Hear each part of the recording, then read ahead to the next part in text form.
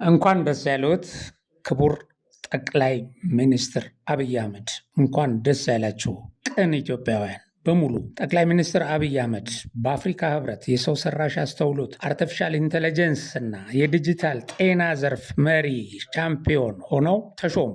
በተላከው የሹመት ደብዳቤ ላይ የሚከተለው ሰፍሯል።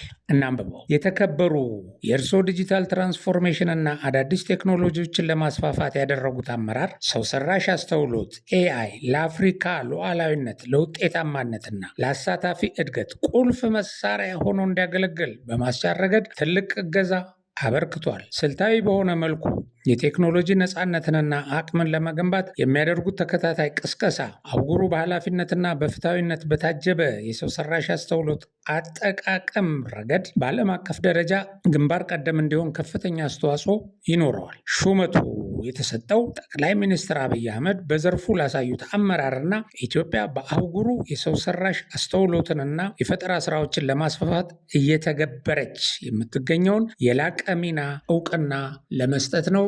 ለቅን ኢትዮጵያውያን ብስራት፣ ለባንዳ እና ለጠላቶቻችን እሪታ፣ ለቅሶ፣ መርዶ ዳስ ጣሉ።